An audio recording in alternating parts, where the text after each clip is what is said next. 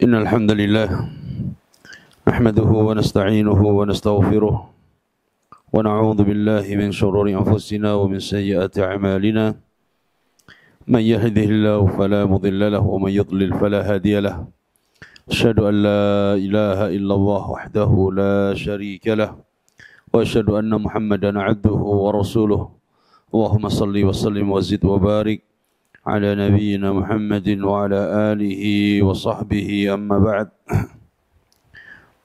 Para hadirin, para jamaah yang dimuliakan Allah, melanjutkan kembali dari pembahasan Umdatul Ahkam, hadis-hadis seputar hukum syar'i yang berkaitan dengan ibadah, dan kita mengambil penjelasan dari beberapa ulama kita, di antaranya dari risalah Khulasatul Kalam ala Umdatul Ahkam karya Syekh Abdullah Al-Bassam.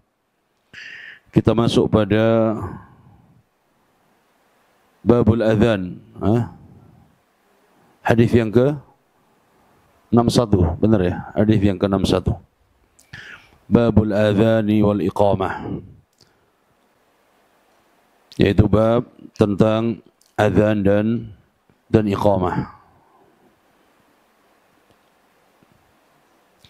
Berkata musannif rahimahullah, babul adzani wal iqamah, bab seputar hukum adzan dan iqamah. Al-hadithu al-hadi wa sittun, hadis yang ke-61. An Anas bin Malik radhiyallahu anhu qala umira Bilalun an yashfa'al adzan wa yutiral iqamah. Hadis dari Anas bin Malik radhiyallahu anhu, beliau berkata, umira Bilalun, Bilal ibn Rabah diperintah an yashfa'al adzan, untuk mengumandangkan adzan dengan jumlah syafa'. Syafa' itu genap, untuk menggenapkan adzan.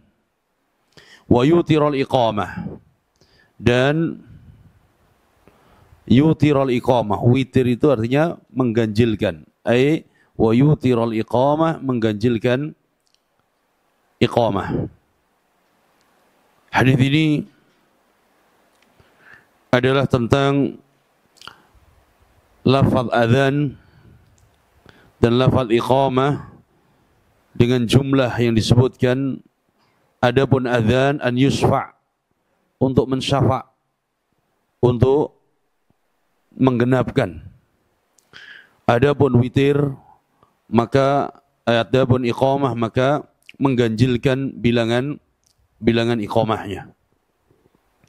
Ini Bilal bin Rabah, kata para ulama, ketika disebutkan umira Bilal, Bilal diperintahkan. Siapa yang perintah? Nabi sallallahu alaihi wasallam. Nabi sallallahu alaihi wasallam. Bilal bin Rabah, sahabat yang mulia, termasuk sahabat yang pertama-tama masuk Islam, yang mendapatkan siksaan dari orang-orang kufar Quraisy, dan di antara yang menyiksanya adalah Umayyah bin Khalaf, dan yang lainnya. Ketika Bilal diperintahkan untuk mengatakan na'am, bahwa Tuhanku adalah Lata wal Uzza, maka Bilal mengatakan Tuhanku adalah Ahadun Ahad. Maka saat Bilal ketika disiksa oleh para tokoh-tokoh kufar saat itu, Abu Bakar melewati dan melintas di tempat tersebut. Maka tokoh-tokoh kufar tersebut mengatakan kepada Abu Bakar, ishtari, hai Abu Bakar, belilah budak ini. Maka Abu Bakar radhiyallahu ta'ala anhu membeli budak tersebut dari tuannya. Fa'ataqah. Kemudian setelah dibeli, dibebaskan oleh Abu Bakar As-Siddiq radhiyallahu ta'ala anhu. Ini Bilal bin Rabah yang dikenal sebagai muadzin Nabi sallallahu alaihi wasallam yang sudah dijamin dengan surga oleh Nabi sallallahu alaihi wasallam. Syekh mengatakan fihi masail.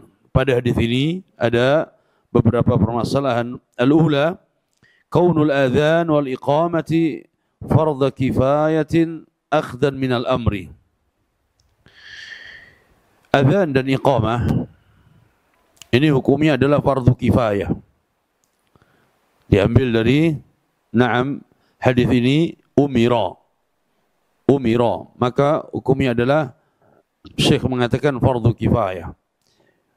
Ini ada perbedaan pendapat di antara ulama, apakah setiap orang yang hendak salat harus dia mengumandangkan azan?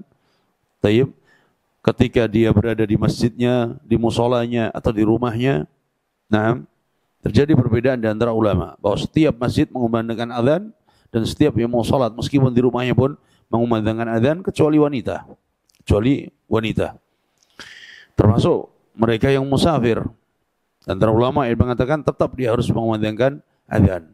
Sebagian mengatakan sunnah bagi musafir untuk mengumandangkan azan, dan itu lebih kita pilih pendapat bahwa musafir sunnah untuk mengumandangkan azan.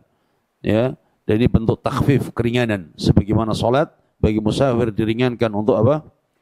Untuk menjamak dan qasar. Maka yang kedua kata Syekh, jadi yang pertama tadi azan dan iqamah hukumnya fardu kifayah. Nah, fardu kifayah sini ketika muadzin sudah mengumandangkan azan, maka bagi jamaah yang hadir pun tidak perlu lagi apa? Mengumandangkan azan, cukup diwakili oleh muadzin tadi. Ats-tsaniyah, istihbab syaf'i al-adhan bi an ya'tiya bi alfadhihi syaf'an 'adad takbiratil arba' fi awwalih wa kalimatihi tauhid fi akhirih. Anjuran untuk menggenapkan azan dengan melafadzkan lafaz azan itu dengan apa? Jumlah bilangan jumlah genap, dengan jumlah genap. Disebutkan ada takbiratil arba' fi awwalih, kecuali takbir yang pertama di awal dan kalimat tauhid di akhir. Jadi azan ada yang membaca dengan lafaz yang seperti kita baca, ya, takbirnya 2, ada yang takbirnya 4, ada takbirnya berapa? 6. Dan itu dengan menggunakan tarji'. Tarji' itu jadi sebelum dia mengangkat suara azan, dia membaca dulu sir. Allahu Akbar, Allahu Akbar. Allahu Akbar, Allahu Akbar. Baru diangkat, ya. Dan itu disebutkan dalam sebagian riwayat adanya tarji'. Dan itu dibolehkan. Baik. Maka dianjurkan bahwa azan itu dilafadzkan dengan genap.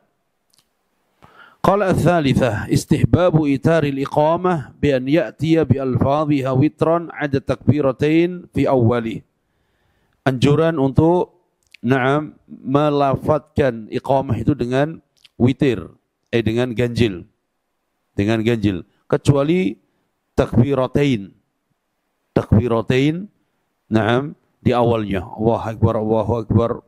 Nah, selebihnya maka dia melafadzkannya dengan jumlah bilangan atau dengan witir, dengan ganjil.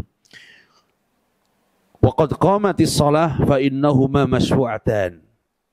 Dan kecuali pada saat membaca qad qamatis shalah, maka dia baca dengan masyru', masyru'atan, yaitu dengan genap. Ini syariat Nabi SAW di dalam azan. Dan azan menurut syar'i adalah al-i'lam, mengumumkan, i'lam bidukhuli waktu salah. Azan maksudnya adalah mengumumkan bahwa waktu salat telah masuk. Sehingga azan itu dilakukan kapan? Sebelum atau setelah waktu salat masuk? Setelah waktu salat masuk dikumandangkan azan. Ya. Berbeda dengan azan pada saat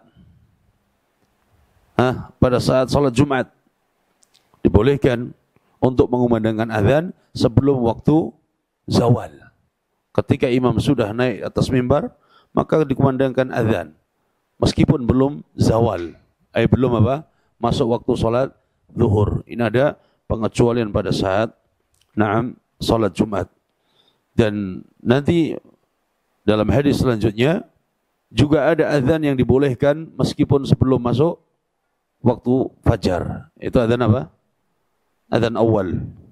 Azan awal. Kemudian al-hadits tsani wa sittun. Hadis yang ke-62. An Abi Juhaifah Wahab bin Abdullah As-Suwa'i radhiyallahu anhu qala أتيت النبي صلى الله عليه وسلم وهو في قبة حمراء من أدام أي من أدام قال فخرج بلال بوضوء فمن ناضح ونائل قال فخرج النبي صلى الله عليه وسلم عليه حلة حمراء حتى كأني أنظر إلى بياض ساقيه قال فتوضأ وأذن بلال قال فجعلت أتتبع فاه ها هنا وها هنا يقول يمينا وشمالا حي على الصلاة حي على الفلاح ثم ركزت له عنزة فتقدم فصلى الظهر ركعتين ثم صلى العصر ركعتين ثم لم يزل يصلي ركعتين حتى رجع إلى المدينة.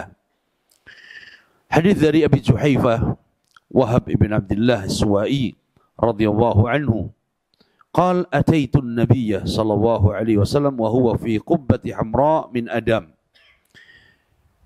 Kata Abi Juhaifah, aku mendatangi Nabi sallallahu alaihi wasallam. Pada saat itu beliau sedang berada di tenda, ya, tenda merah. Sebutkan Qubbat Hamra, ini adalah tenda yang terbuat dari jild, allati tu'malu minal jild. Tenda yang terbuat dari kulit. Qala fa kharaja Bilal biwudu'in. Ketika aku mendatangi Nabi dan aku melihat Nabi berada di tenda merah tersebut, maka keluarlah Bilal dengan membawa air wudu. Fa min nadhihin wa na'ilin. Fa min nadhihin wa na'ilin. Ada sebagian sahabat yang mereka itu mengambil sisa-sisa wudhu Nabi, dan sebagian ada yang mengambil sisa yang diambil dari bekas sisa tersebut. Jadi kalau anda mengambil sisa wudhu Nabi, masih ada bekas sisa nih, antum ambil lagi dari anda. Ya. Qala fa kharaja an-nabiy sallallahu alaihi wasallam alaihi hullatun hamra. Maka Nabi keluar dari tenda dan Nabi sallallahu alaihi wasallam memakai pakaian merah. Hatta ka'anni anzur ila bayadhi saqai. Sampai seakan-akan aku melihat betis Nabi yang putih. Qal fatawadda'a. Kemudian Nabi berwudu. Nabi berwudu dari air wudu yang dibawa oleh siapa? Oleh Bilal tadi. Wa adzana Bilalun, dan Bilal pun mengumandangkan azan. Qal faja'altu atatabba'u fahu ha huna wa ha huna. Maka aku pun memperhatikan Bilal yang sedang azan, aku perhatikan mulutnya. Mulutnya ke sana dan kemari. Maksudnya apa? Yaqulu yaminan wa shimalan hayya 'alas shalah hayya 'alal falah.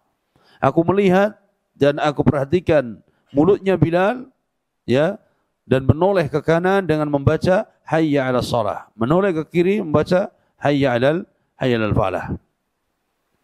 Qala thumma rukizat lahu anazah. Selesai azan, maka ditancapkan sebuah anazah.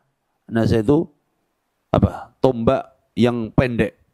Tombak yang pendek ditancapkan untuk Nabi sallallahu alaihi wasallam sebagai sutra salat. Fataqaddama, maka Nabi pun maju, fasalla, maju untuk mengimami salat. Fasalla, maka Nabi salat bersama para sahabat. Fasalla adh-dhuhra rak'atain, thumma shalla al-'asra rak'atain. Maka Nabi salat zuhur 2 rakaat dan salat asar 2 rakaat. Karena posisi Nabi sedang apa? safar. Thumma lam yazal yusalli rak'atain hatta raja'a ila al-Madinah. Dan Nabi ya senantiasa menjaga salatnya dengan 2 rakaat sampai beliau kembali ke kota Madinah. Selama beliau safar, maka beliau pun mengqasar salatnya menjadi 2 rakaat sampai beliau kembali ke Madinah. Dan pada hadis ini, ada kaitannya dengan masalah azan. Yaitu apa? Yaitu gerakan muadzin, gerakan muadzin dan yang dibacanya. Di sini Syekh mengatakan, fihi masail al-ula istihbabul iltifatil muadzin yaminan wa shimalan. Dianjurkan bagi muadzin itu untuk menoleh ke kanan dan ke kiri. Fi hayya 'alas shalah, hayya 'alal falah. Pada saat membaca hayya 'alas shalah, hayya 'alal falah. Litablighin nas, untuk menyampaikan adzan, ya, suaranya agar terdengar oleh orang lain. Ya, jadi tidak satu arah saja, tapi ada ke arah kanan dan ke arah kiri.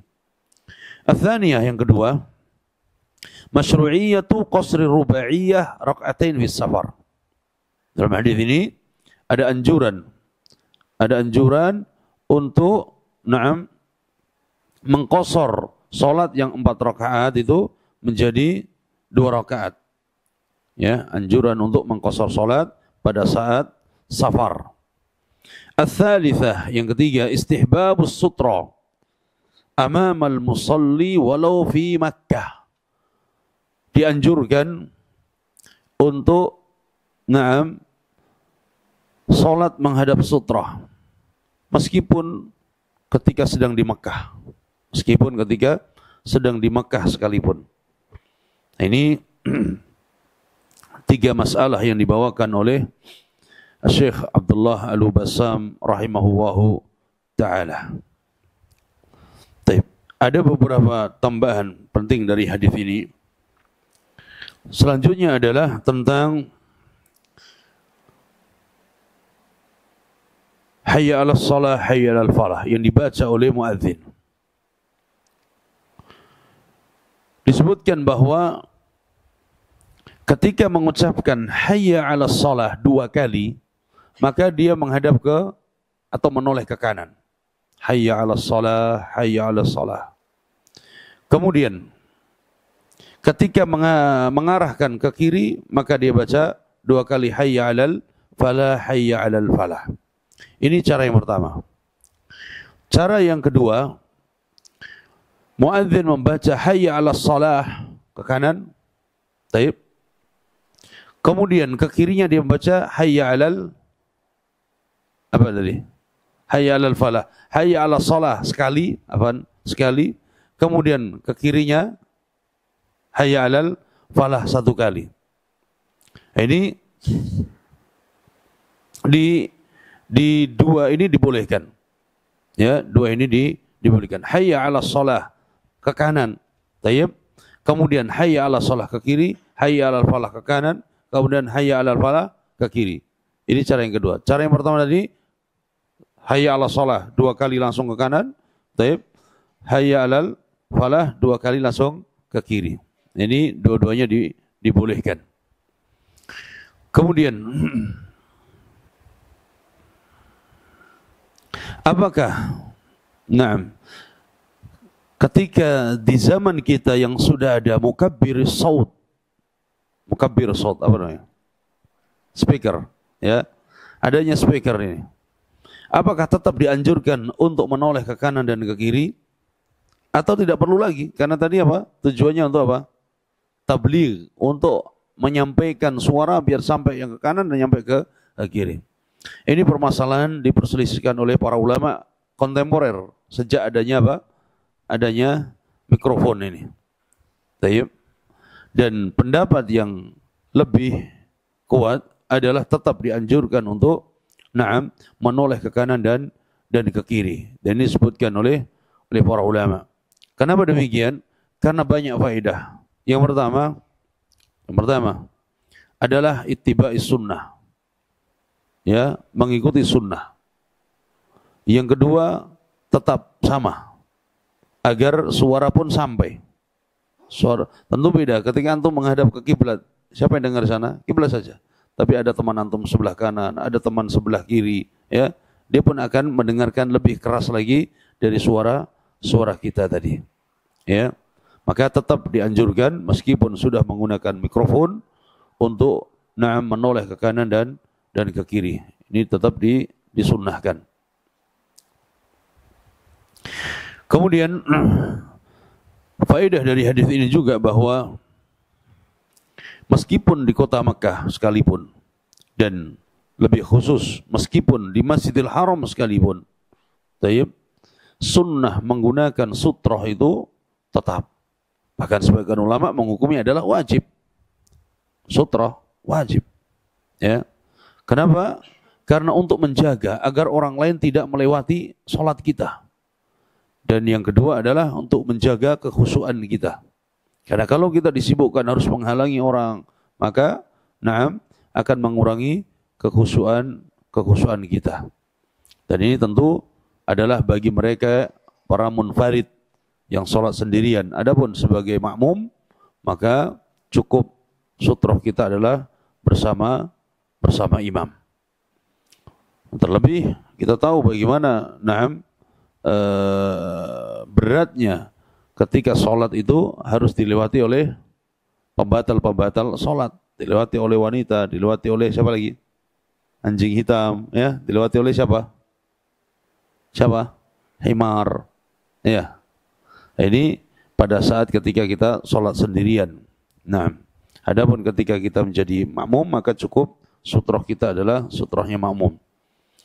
Kemudian termasuk dari hadis ini tadi adalah anazah. Apa anazah tadi? Tombak kecil, ya, ditancapkan sebagai sutroh. Maka di situ sutroh tidak harus lebar. Sutroh boleh meskipun dia hanya anak panah. Anak panah atau busur panah. Ya. Ditancapkan boleh. Pedang boleh. Apa lagi? Tongkat boleh, ya. Ini semuanya dibolehkan. Tidak harus dia tembok. Kalau dia dapatkan di masjid, ada tembok, ada meja, ada kursi, silahkan. Ya. Kemudian, ini dalam hadis tadi, Abu Juhaifah mengatakan Nabi memakai pakaian apa? Merah. Padahal ada larangan, dalam hadis memakai pakaian merah bagi lelaki. Bagaimana menjamak antara kedua hadis tersebut? Disebutkan oleh Ibnu Hajar rahimahullahu taala bahwa larangan menggunakan pakaian merah itu kalau dia merah semua. Tidak ada satupun warna yang ada pada pakaian tersebut. Adapun kalau seandainya pakainya merah, ternyata apa namanya ini? Bahunya, ya, ataupun masih ada garis-garis hitam, garis-garis selain warna merah, maka dibolehkan. Ini disebutkan oleh Ibnu Hajar rahimahullahu taala, dan itu yang dipakai oleh Nabi sallallahu alaihi wasallam, sehingga tidak masuk pada larangan menggunakan pakaian merah. Jadi selama masih ada warna lain yang ada pada pakaian tersebut, maka dibolehkan. Kemudian selanjutnya adalah kata beliau tadi, ka'anni anzuru ila bayadhi saqai. Seakan-akan aku melihat putihnya betis Nabi. Jadi Nabi apa? Putih. Betisnya putih. Taib. Nah, di sini kata ulama, jawazu idhari saq. Boleh untuk menampakkan betis. Ya. Dan tidak wajib ditutupi, betis lagi. Ya, betis lagi. Boleh ditambahkan, boleh, karena bukan aurat. Oleh karena itu, dalam sebagian riwayat disebutkan izrul mu'min nisfu saq. Pakaian seorang lelaki mukmin itu adalah setengah betis. Ya, jangan dibalik. Pakaian wanita yang setengah betis. Pakaian laki-laki yang setengah betis.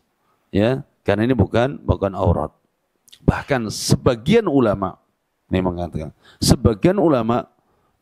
mengatakan paha bukan aurat, paha laki-laki. Ini pendapat sebagian ulama.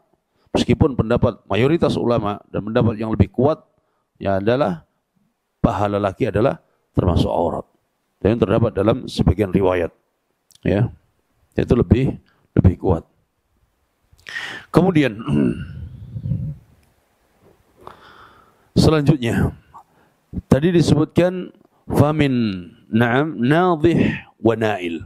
Ada sebagian orang yang mengambil sisa bekas wudhu Nabi, dan ada yang sebagian mengambil sisa bekas yang wudhu Nabi tadi. Ya, dari sini bahwa bolehnya bertabarruk dari bekas wudhu Nabi. Jadi air yang ada di satu timba bekas wudhu Nabi boleh dijadikan sebagai tabarruk, ngalap berkah, atau air yang netes dari apa? Tetesan bekas wudhu Nabi boleh diambil sebagai tabarruk. Ini dilakukan oleh sahabat dan Nabi tidak mengingkari hal itu. Tapi apa? Hada khasun bihi. Ini khusus bagi Nabi. Ya, yang bukan Nabi jangan. Ini khusus bagi Nabi, awas. Ya. Khusus bagi Nabi. Adapun sebagian ulama yang mengatakan, oh boleh, kalaupun ada yang mengatakan, oh boleh, kalau dia orang soleh maka bekas wudunya, bekas minumannya, ya diambil sebagai apa? Tabarruk. Ini ada ucapan sebagian ulama, tapi ini terbantahkan. Kenapa demikian? Yang pertama, bahwa para sahabat melakukan itu semua hanya kepada Nabi. Di luar Nabi, selain Nabi tidak pernah sahabat melakukan.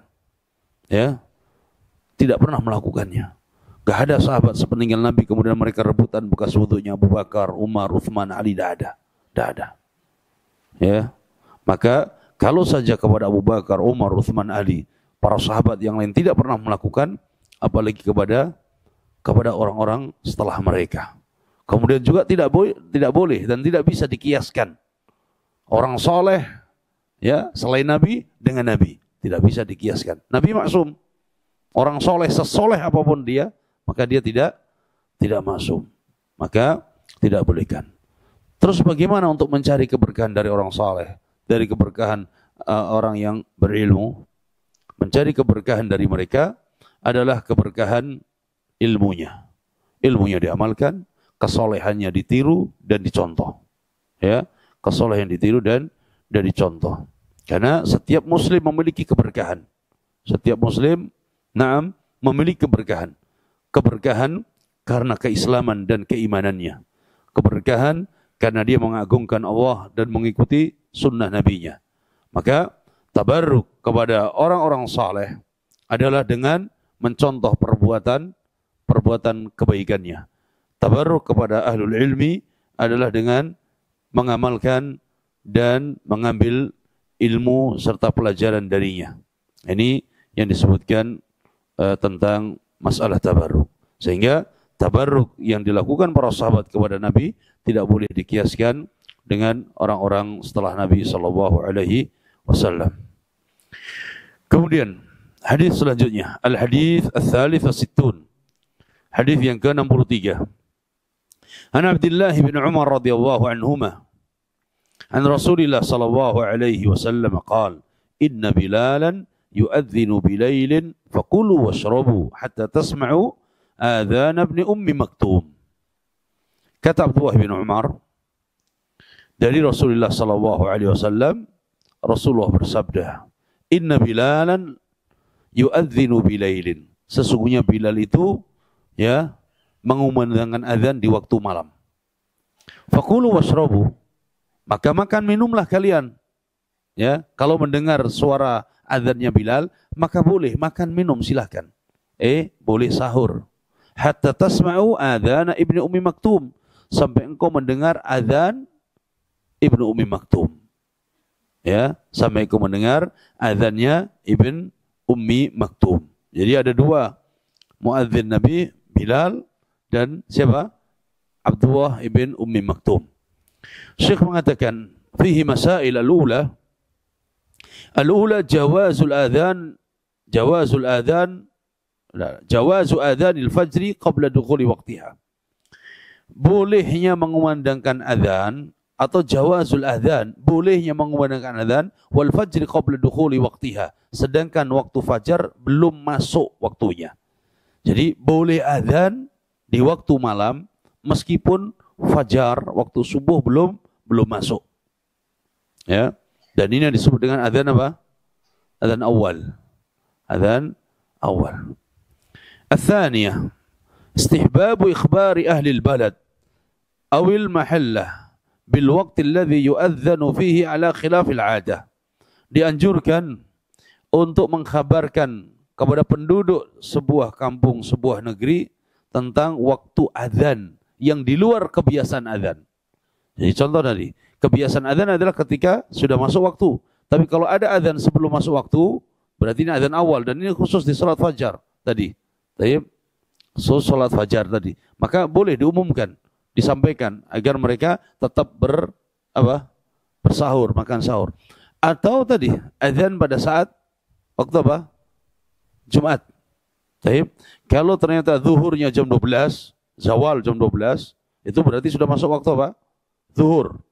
Ternyata imam naik ke mimbar sebelum waktu zuhur, jam 12 kurang 15 sudah naik mimbar. Boleh, dibolehkan. Nah, setelah itu dikumandangkan azan. Taib, wanita yang mendengarkan azan di rumah, apakah boleh sholat? Tahan dulu, karena belum masuk waktu apa? Zuhur. Tunggu ketika sudah masuk waktu zuhur. Sehingga kalau ternyata itu dilakukan di sebuah negeri, maka disampaikan agar mereka tidak cepat-cepat sholat, taib, karena itu belum masuk waktu zuhurnya. Ya, tapi kalau ternyata dikumandangkan azan jam 12, azan zuhur asalnya jam 12. Ternyata imam sudah naik jam 12 kurang 15 menit. Muadzin azan jam 12 kurang 15 menit. Khatib hanya khutbah 5 menit. Setelah itu qomat. Belum masuk waktu apa? Zawal. Maka boleh sholat Jumat. Karena apa? Ini membedakan dengan sholat zuhur. Itu disebutkan oleh sebagian fuqaha. Jadi sholat Jumat dibolehkan meskipun belum masuk apa? Zawal. Sebagian ulama katakan demikian. Tapi bagi wanita yang mereka tidak ada kewajiban untuk sholat Jumat, tidak boleh. Dia harus tahan dulu sampai dia masuk waktu apa? Waktu zuhurnya.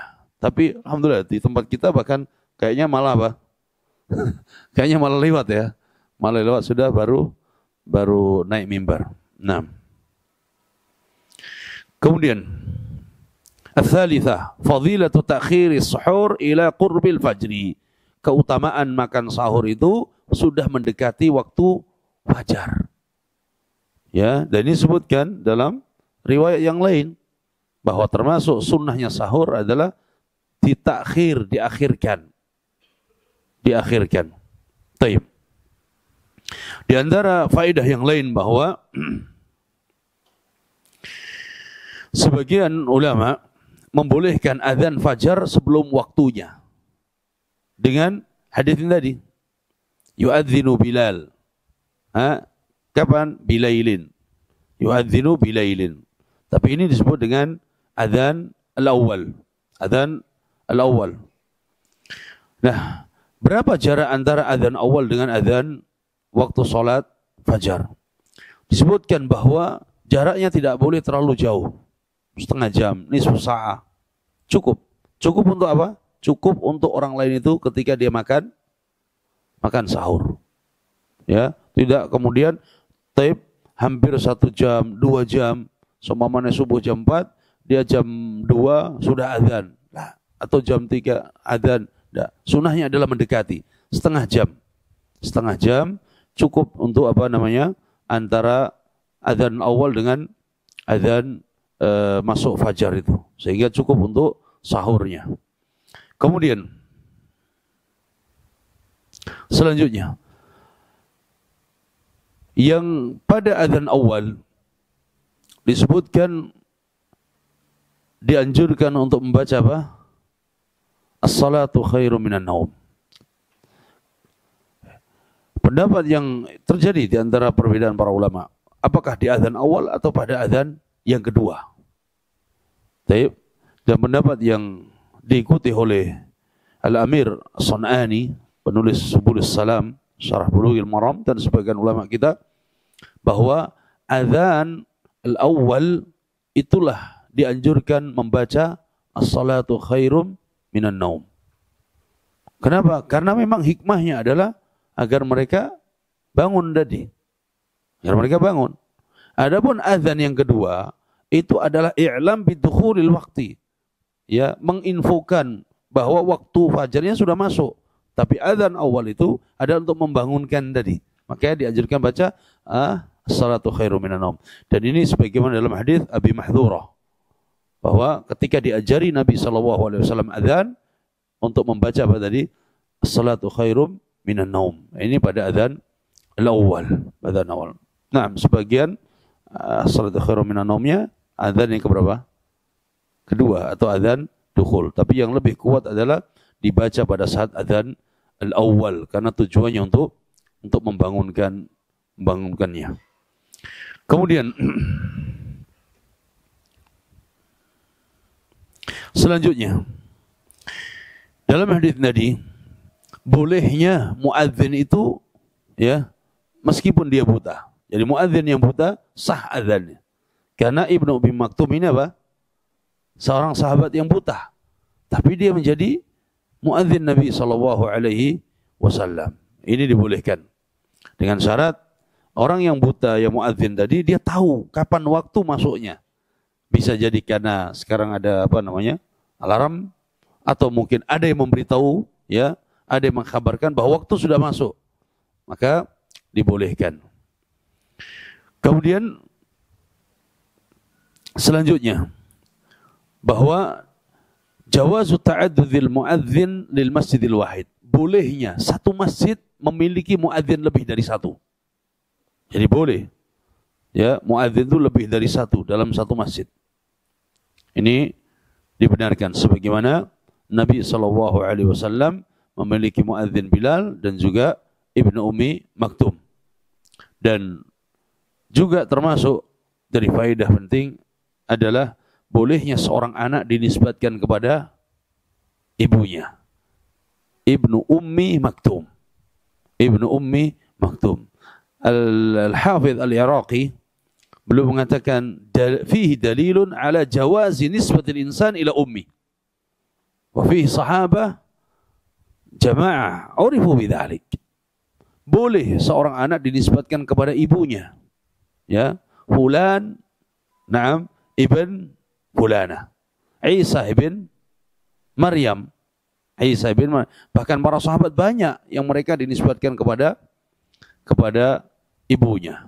Dan termasuk tadi Ibnu Maktum, termasuk juga Ibn Buhainah, Ya'la ibn Maniyah, ya, Ya'la ibn Unayyah, wal Harith ibn Barsa, dan yang lain-lainnya. Ini dibolehkan. Taib. Ini diantara faedah dari hadis Naam Abdullah bin Umar ibn Khattab radhiyallahu anhuma. Azan, taib, azan dulu.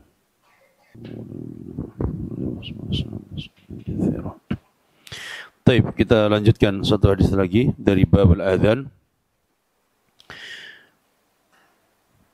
Berkata penulis rahimahullah, al-hadits rabi' wa sittun. Hadis yang ke-64. An Abi Sa'id al-Khudri radhiyallahu anhu qala qala Rasulullah sallallahu alaihi wasallam idza sami'tumul muadzdzina faqulu mithla ma yaqul. Hadis dari Abi Sa'id al-Khudri, Rasulullah sallallahu alaihi wasallam bersabda, "Idza sami'tumul muadzdzin." Apabila engkau mendengar muadzdzin mengumandangkan azan, faqulu mithla ma yaqul. Maka ucapkanlah sebagaimana apa yang dia baca. Ini termasuk dari adab apabila mendengarkan muadzin mengumandangkan azan adalah menirukan apa yang dia lafadzkan, ya. Dan pada hadis ini ada dua masalah yang dibawakan oleh penulis. Awalan, al-ula istihbabu ijabatil muadzin bimithli ma yaqul illa fi hayya 'ala as-salah hayya 'ala al-falah. Fa yaqulu al-mujib la haula wa la quwwata illa billah. Faedah yang pertama adalah anjuran untuk menjawab muadzin sebagaimana yang dilafadzkan oleh muadzin. Meniru apa yang dikumandangkan oleh muadzin, kecuali pada lafaz hayya 'ala as-salah hayya 'alal falah, maka kita menjawab la haula wala quwata illa billah. Hayya 'ala as-salah hayya 'alal falah, maka kita menjawab la haula wala quwata illa billah. Al-thaniyah, yang kedua, an takuna al-ijabatu ba'da faraghil muadzin min al-jumlah li qawli faqulu li'anna al-fa'l tartib. Kalau kita mau menjawab dan menirukan muadzin, maka menirukannya adalah setelah muadzin itu selesai. Maksudnya apa? Ketika muadzin membaca Allahu Akbar, maka ketika dia selesai kita menirukan. Bukan apa? Bukan membarengin. Apa barengin? Barengin bacaannya atau sebelumnya mendahuluin, tidak mendahului, tidak membarengi, tapi apa? Setelahnya. Ai an takuna al-ijabah ba'da faraghil muadzin. Setelah muadzin selesai, maka kita menirukannya. Selesai menirukan. Wa hakadha. Ya. Kemudian selanjutnya ulama berbeda pendapat tadi, apakah mengikuti muadzin ini wajib atau sunnah? Pendapat yang pertama bahwa mengikuti muadzin itu hukumnya adalah wajib. Ini pendapat sebagian ulama. Mereka berdalil dengan faqulu mithla ma yaqul. Maka bacalah sebagaimana yang diucapkan oleh muadzin. Dan di sini ada perintah faqulu, ada amrun, perintah, dan perintah itu hukum asalnya adalah wajib. Al-qaul tsani, pendapat yang kedua, bahwa mengikuti bacaan muadzin, menirukan bacaan muadzin, ini hukumnya adalah mustahabbah, sunnah. Dan ini pendapat mayoritas para ulama. Disunahkan, dianjurkan untuk mengikuti muadzin pada saat mengumandangkan azan. Dan mereka berhujjah dengan beberapa riwayat bahwa dalam hadis tadi ada perintah. Perintah hukumnya wajib. Bagaimana kok kita bisa mengatakan bahwa ini hukumnya sunnah? Dari yang wajib berpaling menjadi apa? Sunnah. Di antara dalil yang digunakan oleh para ulama atau jumhur mayoritas ulama adalah hadis Malik bin Huwairith radhiyallahu anhu. Malik bin Huwairith menceritakan Nabi mengajarkan kepada para sahabat, "Fa idza hadaratis shalah falyu'adzin lakum ahadukum wal ya'ummakum akbarukum." Kata Nabi, kalau telah masuk waktu salat, maka hendaknya seorang di antara kalian segera mengumandangkan azan. Kemudian apa? Wal ya'ummakum akbarukum. Setelah itu apa? Segera. Siapa yang paling senior di antara kalian, yang paling besar. Wal ya'ummakum akbarukum, yang paling senior. Maka dialah yang menjadi imam. Baik. Maksudnya di sini apa? Mereka yang memang berhak untuk menjadi imam, maka dia segera untuk mengimami sholat. Dan posisi saat itu Nabi sedang mengajarkan sahabatnya. Dan Nabi pada saat itu tidak menyebutkan tentang apa? Kewajiban untuk mendengarkan azan. Katanya. Ya. Wal hajatu da'iyatun ila bayani kulli ma yahtajuna. Padahal kalau itu memang menjadi kewajiban, Nabi tidak akan biarkan, Nabi akan ajarkan mereka. Ya. Karena pada saat itu sahabat hendak pergi safar. Sehingga Nabi beri wasiat tadi. Ya, kalau sudah datang untuk sholat, segera kumandangkan azan. Setelah siapa yang paling senior di antara kalian, itulah yang menjadi apa? Jadi imam. Dan pada saat itu sahabat butuh pembekalan untuk diajarkan, termasuk pada saat itu ya ada azan tapi Nabi tidak menyebutkan apa? Naam, kewajiban mendengarkan azan. Maka di sini dalla ala annaha mustahabbah. Maka menunjukkan bahwa mendengarkan azan dan menirukan muadzin itu hukumnya adalah sunnah. Itu adalah sunnah. Dan ini min babil adab. Termasuk dari adab yang disunnahkan. Naam, sehingga kita akan mendapatkan pahala dari apa yang kita baca tadi, apa yang kita ikuti dari muadzin tadi, ya. Kemudian selanjutnya, mithla ma yaqul. Apa yang dimaksud mithla ma yaqul? Seperti yang dibaca oleh muadzin. Ya, muadzin bilang Allahu Akbar, maka kita baca Allahu Akbar. Muadzin bilang na'am membaca syahadat, maka kita baca syahadat, kecuali pada hayya 'alatan. Ya, hayya 'alas shalah, hayya 'alal falah, maka kita na'am dianjurkan untuk membaca la haula wala quwwata illa billah. Ini na'am adalah sebagian na'am pembahasan terkait dengan azan, terkait dengan na'am azan. Ini yang bisa kita baca. Mudah-mudahan ini bermanfaat dan insyaallah na'am kita tahu di antara faedah azan apa? Ketika dikumandangkan azan. Faedah yang paling utama apa? Mengingatkan kita tentang apa? Salat. Yang kedua, menjadikan kita terjaga dari syaitan. Karena pada saat kumandang azan dikumandangkan, maka syaitan akan lari terbirit-birit. Ya, ini diantara faedah azan. Sehingga sebagian mengatakan, kalau kita takut di satu tempat, maka kumandangkan azan. Kenapa? Karena syaitan akan terbirit-birit. Ya, sebagian na'am menyebutkan demikian. Meskipun azan memang khusus untuk salat. Ada azan selain salat? Azan dikhususkan untuk memanggil salat. Karena memang azan tadi disebutkan adalah i'lam bidukhuli waktu salat. Taib. Ada dalam sebagian riwayat azan digunakan untuk bayi yang baru lahir. Taib. Ini pendapat sebagian ulama. Karena mereka berhujah dengan sebagian hadis. Tetapi hadis-hadis tersebut ternyata tidak sahih. Hadis-hadisnya dhaif. Sehingga apa? Tidak disunahkan na'am mengumandangkan azan bagi bayi yang dilahirkan. Taib. Akhirnya apa? Akhirnya apa? Mayat pun apa? Akhirnya mayat pun diadzani. Enggak tahu dari mana lagi. Hadisnya enggak tahu lagi di mana. Kalau azan bagi bayi ada hadisnya tadi. Meskipun hadisnya dhaif. Sebagian ulama menghukumi hadis itu boleh diamalkan. Seperti Ibnu Qayyim dan lainnya dalam sebagian kitabnya ya.